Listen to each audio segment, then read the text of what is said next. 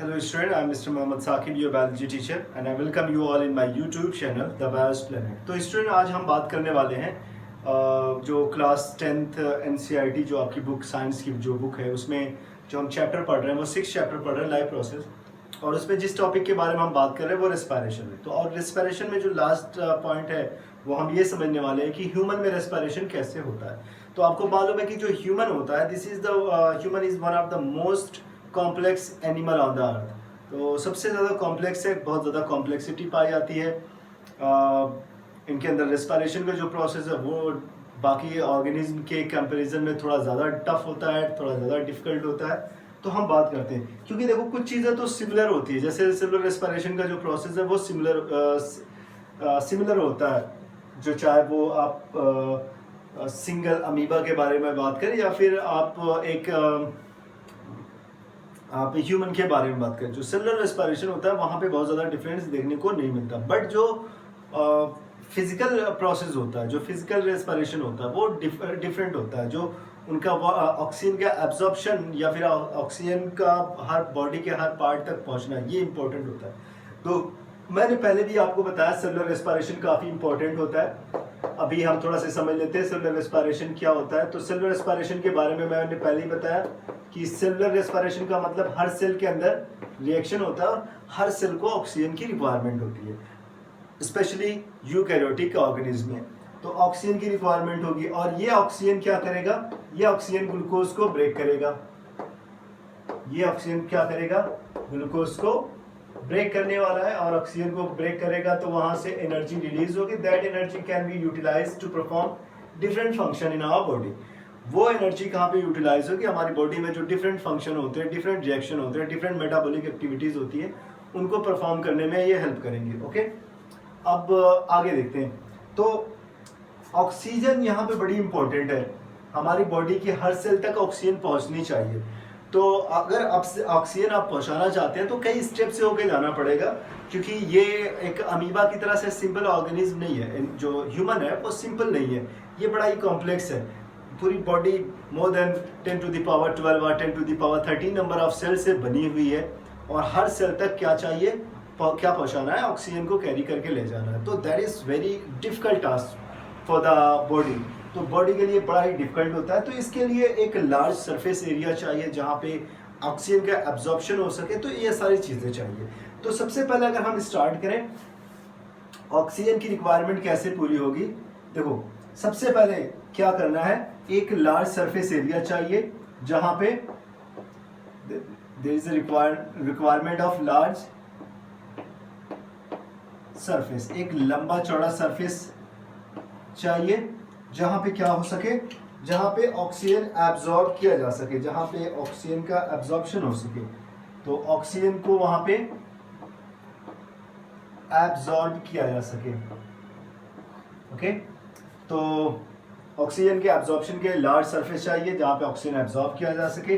तो हमारी बॉडी में एक ऐसा स्ट्रक्चर होता है जहां पे एक जो सरफेस एरिया होता है, जहां पे जो ऑक्सीजन को एब्जॉर्ब करने का जो सरफेस एरिया होता है वो काफ़ी ज़्यादा लार्ज हो जाता है और उस पार्ट को कहते हैं लंग्स। वो बॉडी ऑर्गन्स होते हैं lungs. A pair of lungs present in our body. One is present in left side and second is present in right side. I have drawn the structure of the diagram of those lungs. In here is the right left one. Here is the right one. तो हमने इसका diagram बना दिया है। तो ये diagram आपको यहाँ पे दिख रहा है। तो ये आपका लेफ्ट लंग है, ये वाला आपका राइट लंग है। ओके, तो ये जो लंग आपका है वो लार्ज सरफेस एरिया प्रोवाइड करता है। अब ये सरफेस एरिया कैसे प्रोवाइड करता है, हर लंग्स के अंदर ढेर सारे बलून लाइक स्ट्रक्चर देखे जाते हैं, ढेर सारे इस तरह बैग लाइक स्ट्रक्चर देखे जाते हैं जिन्हें कहा जाता है alveoli. This is the terminal of the trachea. तो ट्रैकिया अंदर जाके ढेर सारी ब्रांच में डिवाइड होता है। ये जो ट्रैकिया ना, मैं इनके बारे में बात करूंगा क्योंकि जो ब्रीदिंग होती है बड़ी इंपॉर्टेंट होती है। ब्रीदिंग ये डिफरेंट होती है, जो अभी मैंने कहा कि जो फिजिकल प्रोसेस होता है वही डिफर करता है ऑर्गेनिज्म टू ऑर्गेनिज्म। तो जो ब्रीदिंग होता है ये उसके लिए बड़ा इंपॉर्टेंट होता है कि जो ब्रीदिंग होता है वो एयर जो होती है वो कहाँ से होके जाती है, ये आपका नोस्ट्रिल है, जो आपका ओपनिंग होती है उसे आप नोस्ट्रिल कहते हैं। जो सुराख होते हैं नोज के, आपके सुराख होते हैं वो आपके नोस्ट्रिल होते हैं। उसके ठीक पीछे एक कैविटी पाई जाती है जिसे आप नाजल पासेस कह सकते हैं या फिर नाजल कैविटी कह सकते हैं, नाजल पासेस और नाजल कैविटी। उसके बाद आपका आता है फेरिंग्स आता है, ये आपका हो जाएगा pharynx, that is the common pathway in both respiratory system and digestive system. उसके बाद आपका आता है trachea, let me right it here, ये आपका हो गया trachea, not trachea, this is the larynx, this is the larynx. उसके बाद एक लॉन्ग हॉलो ट्यूब आती है, उसे हम ट्रैकिया कहते हैं, जिसमें ढेर सारे छल्ले की तरह से स्ट्रक्चर बना होता है। आप ये देखिए 1 2 3 4 5 ऐसे, तो ये कार्टिलेजस रिंग लाइक स्ट्रक्चर होते हैं जो कोलैप्स होने से बचाते हैं कि ऑक्सीजन जो एयर होती है बार बार अंदर बाहर जाती रहती है, तो उसे कोलैप्स होने से बचाती है कि कहीं ऐसा ना हो ट्रैकिया ही पचक जाए। तो वो हो गया। उसके बाद आप बात करेंगे लंग्स के बारे में। ये आपका सबसे इंपॉर्टेंट पार्ट्स होता है जो एक लार्ज सरफेस एरिया प्रोवाइड करता है। अब आपको मालूम है कि ये बड़े ही डेलिकेट थिन और डेलिकेट होते हैं, तो इसीलिए इनको एक प्रोटेक्शन की जरूरत पड़ती है, that's why they are present inside the body. तो ये बॉडी के अंदर पाए जाते हैं और इनमें ढेर सारे क्या होते हैं, let me right it here, alveoli, alveoli और एल्वियोली, तो ये सेम है, आप चाहे किसी भी तरीके से उसे प्रोनाउंस कर सकते हैं। ओके, इस टाइम रात में ऑलमोस्ट 10 के आसपास टाइम हो रहा है। कुछ टाइम पहले बारिश हो रही थी बाहर, उसकी वजह से जो मेरे घर के बाहर थोड़ा सा जो टिन शेड है उसमें एक बहुत ज़्यादा ज़ोर से आवाज़ आ रही थी बारिश की, तो इसलिए वीडियो बनाने में लेट हो गया। But I will try to do my best and I will complete this video and I will try to upload this video tomorrow. तो अब हम एल्वियोलाई, तो देखो एल्वियोलाई होता है ये लार्ज सरफेस प्रोवाइड करेगा जहाँ पे ढेर सारी, ये एल्वियोलाई जहाँ पे ढेर सारी क्या पाई जाती है, एल्वियोलाई के पूरा ऊपर इस तरह से ढेर सारा क्या होता है, ब्लड कैपिलरीज होती है। And alveoli is the site where the oxygen या हम बात करें गैसेस एक्सचेंज जहाँ पे होता है। देखो ये एल्वियोलाई, मैं एक डायग्राम बना देता हूँ, ये एल्वियोलाई आपका हो गया और उसी से ठीक लगा हुआ ये समझ लेते हैं ये आपकी ब्लड कैपिलरी हो गई, और ब्लड कैपिलरी में ये आपका ब्लड फ्लो है। अब देखो गैसेस एक्सचेंज कहाँ पे होता है, गैसेस एक्सचेंज होता है यहाँ से इनके बीच में। ये गैसेस एक्सचेंज का मतलब जब आपने ब्रीथ किया, ऑक्सीजन नाइट्रोजन सारी गैसें आई, तो ये गैस ऑक्सीजन कहाँ पे आ गई, ब्लड में आ गई, और उसके बाद ब्लड में ये ऑक्सीजन आने के बाद उसने फ्लो करना स्टार्ट कर दिया, वो उसने बहना शुरू कर दिया। ओके, तो ये क्या करता है, दिस इज द, मैं यहाँ पे एल्वियोलाई के बारे में लिख दे रहा हूँ कि this is the site, this is the site for gases exchange। तो ये वो साइड है जहां पे गैसेस एक्सचेंज होता है। तो आप ये समझ लें कि ये क्या होता है, मैंने बाकी पार्ट को समझा दिया कि क्या होता है हमारी जो अब देखो एक पहली चीज तो ये हो गई, लार्ज सरफेस चाहिए था, लार्ज सरफेस आपको मिल गया। दूसरी चीज अब एयर को कहाँ तक पहुंचाना है, आपके लंग्स तक पहुंचाना है। तो लंग्स को तक पहुंचाने का जो काम होता है ना, ये एक बड़ा इंपॉर्टेंट है। यहाँ पे देखो मसल्स पाई जाती है, एक मस्कुलर स्ट्रक्चर पाया जाता है जिसको हम कहते हैं डायफ्राम। ये डायफ्राम इस तरीके से आपका बना होता है, इस तरीके से आपका डायफ्राम होता है। ये डायफ्राम एक मस्कुलर स्ट्रक्चर होता है। डायफ्राम यहाँ पे इस तरीके से इस वाले रीजन में इस तरह से पाया जाता है। डायफ्राम जो होता है, डायफ्राम के ऊपर वाला पार्ट क्या कहलाता है, थोरैक्स कहलाता है, नीचे वाला पार्ट एब्डोमेन कहलाता है। Means the part which is present above the diaphragm that is called thorax. तो आप पढ़े होंगे thoracic cavity, abdominal cavity, thorax, abdomen, ये सारी चीजें आपने पहले ही पढ़ी होंगी। तो जो थोरैक्स होता है, ये वाला चेस्ट वाला पार्ट जो होता है उसे थोरैक्स कहते हैं। क्यों? क्योंकि ये आपका जो डायफ्राम है, डायफ्राम जो मसल्स वाला ये डायफ्राम है, डायफ्राम से ऊपर वाला पार्ट थोरैक्स, नीचे वाला पार्ट आपका हो जाएगा एब्डोमेन हो जाएगा। देखो अब ये होता क्या है ना, इसे मैं यहाँ पे लिख दे रहा हूँ DIAFER, डायफ्राम। ओके, तो डायफ्राम जो होता है, जब ये डायफ्राम नीचे की तरफ आता है, जब डायफ्राम नीचे की तरफ आता है तो ये थोड़ा से फ्लैट हो जाता है ऐसे, और यहाँ पे एक स्पेस बन जाता है, एक कैविटी बन जाती है, रिब के ऊपर की तरफ चले जाते हैं। जो रिब्स होते हैं ये ऊपर की तरफ चले जाते हैं, अपवर्ड चले जाते हैं। सेकेंड कंडीशन है। तो होता क्या है, आपका जो डायफ्राम है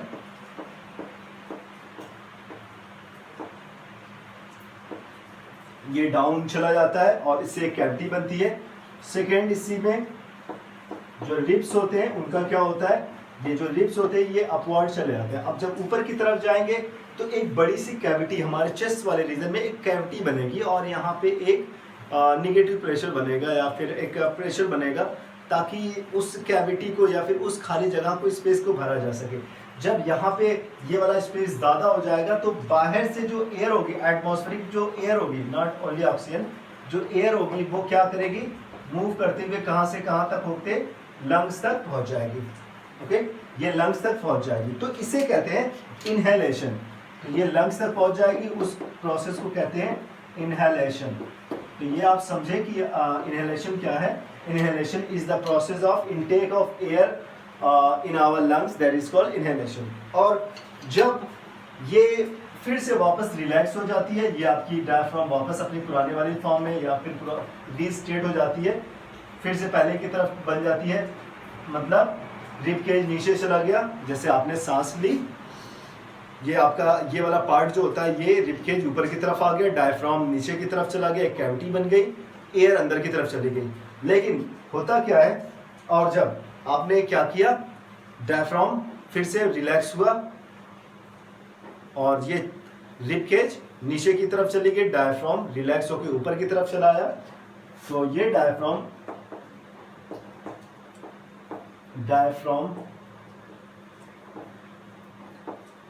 रिलैक्स हो गया, मींस ऊपर की तरफ चला गया, वापस ऐसे ऊपर की तरफ चला गया, और रिब्स जो होते हैं ये फिर से नीचे की तरफ चले आते हैं, ये डाउन हो गए। अब जब ये नीचे की तरफ आएंगे तो यहाँ पे जो स्पेस था वो स्पेस घट गया, कैविटी जो थी वो घट गई, और ऑक्सीजन यहाँ से क्या करेगा, अब एक पॉजिटिव प्रेशर बनेगा और ऑक्सीजन बाहर की तरफ निकल जाएगा। तो जब बाहर की तरफ ऑक्सीजन एयर निकल जाएगी, नॉट ऑक्सीजन, तो बाहर की तरफ जब ये एयर निकलेगी तो हम उसे कहते हैं एक्सहेलेशन, इसे हम कहते हैं एक्सहेलेशन। तो दोनों का जो कॉम्बिनेशन होता है, इनहेलेशन एंड एक्सहेलेशन का जो कॉम्बिनेशन होता है, इसी को हम ब्रीदिंग कहते हैं।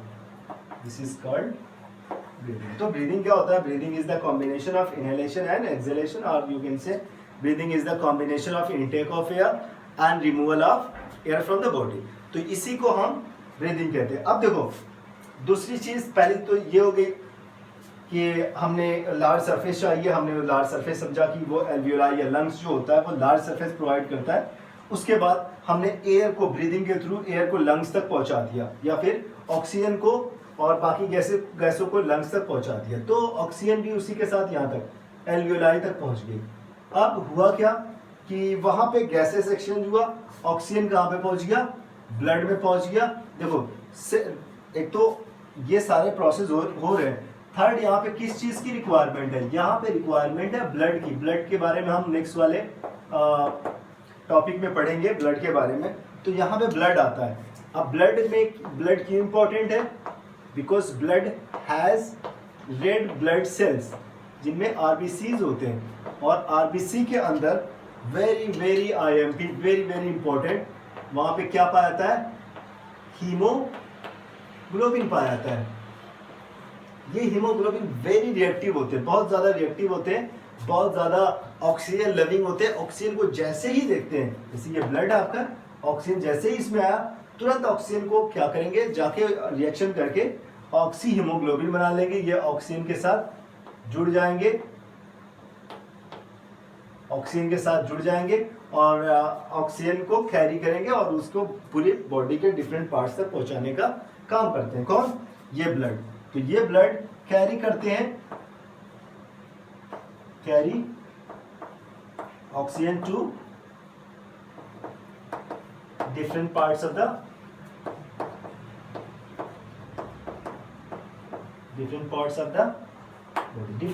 बॉडी, बॉडी के डिफरेंट पार्ट्स तक ये उनको कैरी करते हैं। अब यहाँ तक जब ऑक्सीजन कैरी हो जाता है तो वापस कार्बन डाइऑक्साइड जो होता है, जो वहाँ से डिस्चार्ज कार्बन डाइऑक्साइड होता है, वो ब्लड में आके ऐड हो जाता है। हाँ, जो हीमोग्लोबिन होता है वो ऑक्सीजन लविंग होता है, नॉट कार्बन डाइऑक्साइड लविंग। तो कार्बन डाइऑक्साइड भी जो होती है ना, वो डिजॉल्व होती है। वो कहाँ पे डिजॉल्व होती है? वो हीमोग्लोबिन में नहीं, बल्कि कहाँ पे वो डिजॉल्व होती है? वो ज़्यादातर प्लाज्मा में डिजॉल्व होती है, बल्कि हीमोग्लोबिन में डिजॉल्व नहीं होती। तो कार्बन डाइऑक्साइड प्लाज्मा में मिल जाती है, ऑक्सीजन किस में मिल जाता है? हीमोग्लोबिन के साथ रिएक्शन करता है और बॉडी के डिफरेंट पार्ट में पहुंचता है। बॉडी के डिफरेंट पार्ट का मतलब हर सेल तक पहुंचेगा, सेल के अंदर डिफ्यूजन करके ऑक्सीजन पहुंच जाएगा, और ऑक्सीजन पहुंचा, उसने ग्लूकोज के साथ रिएक्शन किया, ग्लूकोज ब्रेक हुआ, वहां से क्या रिलीज हुआ? कार्बन डाइऑक्साइड रिलीज हुआ। कार्बन डाइऑक्साइड दोबारा जाके ब्लड में मिल गया, ब्लड के किस पार्ट में? प्लाज्मा में। और प्लाज्मा क्या करेगा? फिर वापस उनको लेके आएगा, कहाँ तक? आपके एल्वियोलाई तक लेकर आएगा। फिर वापस कार्बन डाइऑक्साइड कहाँ पे पहुंचा दी जाएगी? एल्वियोलाई के अंदर। और एल्वियोलाई से जब हम बाहर सांस को छोड़ेंगे, जब हम एक्सहेलेशन करेंगे, उस टाइम कार्बन डाइऑक्साइड हमारी बॉडी से बाहर निकल जाती है और बाकी गैसें भी बाहर निकल जाती है जो रिक्वायर्ड नहीं होती। तो ये जो पूरा प्रोसेस है वो एक्सहेलेशन और इनहेलेशन का प्रोसेस, ये बड़ा ही इंपॉर्टेंट है। आप इसे अच्छे से समझने की कोशिश करें। कहीं कहीं पे हो सकता है कि इसमें कुछ चीज़ें जो मैंने मिस कर दी हैं, तो मैं उनको कभी ज़रूरत पड़ेगी फिर मैं उनको समझा दूंगा। बस ये मैकेनिज़्म जो था वो बड़ा इंपॉर्टेंट है, और ये अगर आपको समझ में नहीं आया है तो आप इन्हें बार बार पढ़ें और समझने की कोशिश करें। कुछ चीज़ें ऐसी होती है जिन्हें आपको समझना पड़ता है। देखो एक चीज़ और है, यहाँ पे लिखा हुआ है कि अगर हीमोग्लोबिन नहीं होता हमारी बॉडी में, क्या डिफ्यूजन जो है, क्या वो सफिशिएंट है ऑक्सीजन को पूरी बॉडी में कैरी करने के लिए? In the absence of haemoglobin, in the absence of haemoglobin क्या डिफ्यूजन सफिशिएंट हो सकता है हमारी बॉडी के लिए? इनको पूरे बॉडी के हर पार्ट तक पहुंचा सकता है ऑक्सीजन को? तो एक अनुमान लगाया गया कि ऑक्सीजन इतनी आसानी से नहीं पहुंच सकता, क्योंकि अगर वहां पे हीमोग्लोबिन नहीं होता तो इसी ऑक्सीजन को, देखो हमारी बॉडी के सारे सेल के अंदर रिएक्शन हो रहा है, सारी सेल तक ऑक्सीजन पहुंच रही है। हमारे लंग्स से ऑक्सीजन हमारे टोस तक, हमारे पैर के अंगूठे तक पहुंचेगी। अगर हमारे लंग्स से पैर के अंगूठे तक कैसे जा रही है? डिफ्यूजन के थ्रू अगर हमारी ये ऑक्सीजन जाएगी, तो इतना याद रखें कि आपकी जो एनसीईआरटी में लिखा हुआ है कितना टाइम लगेगा? 3 इयर्स का टाइम उसमें लग जाएगा, कंज्यूम हो जाएगा। तो 3 साल, पूरे के पूरे 3 साल का क्या हो रहा है, कहाँ पे कंज्यूम होने वाले हैं? ऑक्सीजन को लंग्स से लेके कहाँ तक ले जाने में? टोज तक, आपके पैरों के अंगूठे तक ले जाने में कामयाब हो रहे हैं। और आपको मालूम होते टाइम में तो हमारी बॉडी का कोई भी एक सिंगल पार्ट भी नहीं बचेगा। हाँ, सारी चीज़ें सड़ गल के ख़त्म हो जाएंगी। तो ये कितना इंपॉर्टेंट रोल प्ले करता है हीमोग्लोबिन। हीमोग्लोबिन जो डिफ्यूजन जिस काम को 3 साल में करता है, ये कुछ सेकंड में इसको कर देता है। बॉडी के हर पार्ट तक ये हीमोग्लोबिन ऑक्सीजन को पहुंचाने का काम कर देता है। तो ये चीज आप समझे। और देखो एक चीज और, जो अल्वियोलाई जो सरफेस एरिया जो प्रोवाइड करता है for the absorption of oxygen, तो वो कितना होता है? वो ऑलमोस्ट 80 मीटर स्क्वायर होता है। तो ये जो सरफेस एरिया जो होता है वो कितना प्रोवाइड कर रहा है? अल्वियोलाई 80 मीटर स्क्वायर प्रोवाइड कर रहा है। तो ये कुछ चीज़ें थी जो एनसीईआरटी में दी गई है, मेंशन की गई है, मैंने उनको बता दिया है। और क्लास 10 के स्टूडेंट बार बार इसको देखें और इनको समझने की कोशिश करें। एग्जाम में आपका जो बोर्ड का एग्जाम है, चाहे वो किसी भी कंपटीशन का एग्जाम हो, आपका 1 नंबर का भी एग्जाम में वो कोई मार्क्स मिस नहीं होना चाहिए, स्पेशली इन सारी टॉपिक से, लाइफ प्रोसेस की टॉपिक से। और जब आप नेक्स्ट फर्दर क्लासेस में जाएंगे, क्लास 11 में जाएंगे, तो इसी टॉपिक से, मतलब रेस्पिरेशन जो एक सिंगल टॉपिक है, उसमें 2 चैप्टर आपको मिलेंगे, एक प्लांट रेस्पिरेशन और एक एनिमल रेस्पिरेशन। तो वो बड़ा इंटरेस्टिंग होने वाला है आपके लिए नेक्स्ट ईयर। आप लोग बहुत एंजॉय करेंगे बायोलॉजी को दिल से पढ़ें, मेहनत करके पढ़ें, अपनी बॉडी को समझने की कोशिश करें, आप नेचर के बनाए हुए सीक्रेट को समझने की कोशिश करें। ये बायोलॉजी है उस सीक्रेट को रिवील करने की कोशिश कर रही है। तो आप इनको एंजॉय करते हुए, आप इनको हर चीज़ को समझते हुए पढ़ेंगे, तो आपको ये सारी चीज़ें समझ में आने लगेंगी। ओके, तो आज के लेक्चर में बस इतना ही। Thank you so much.